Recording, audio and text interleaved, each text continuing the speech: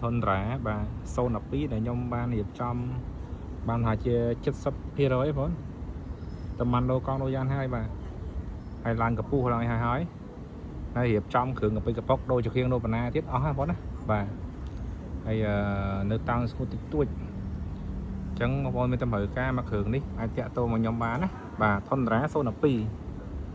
បាទនេះតំបានចាប់ហ្គេមនេះហ្គេមនេះតន់ចាប់បានដូរកង់ហើយអញ្ចឹងបងចឹងបងប្អូនមានតម្រូវការមកគ្រឿងនេះបាទ012កណ្ដាលពុនអាចតាក់ទងបានណាត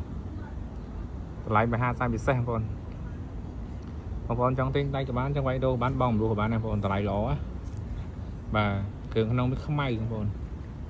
គ្រឿងក្នុងខ្មៅខ្ញុំនេះកង់ថ្មីកង់ខ្ញុំដូរថ្មី4គ្រាប់ហើយសារគ្រឿងក្នុងខ្ញុំ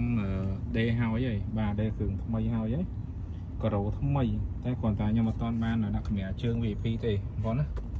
បាទអត់តាន់បានដាក់ទេតែពុកវាអាចដល់ហើយនេះបាទអញ្ចឹងបងប្អូនមានតម្រូវការមកគ្រឿងនេះអាចតាក់ទងបានណា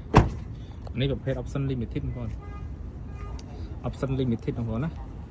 បាទកង់ថ្មីខ្ញុំដូរ4គ្រាប់ថ្មីណាថ្មីព្រុយបង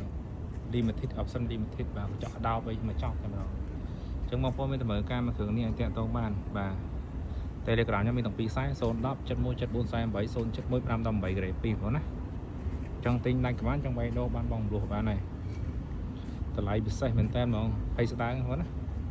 012ពង2 limited បងណាกระดาษពុនកង់ថ្មី4គ្រាប់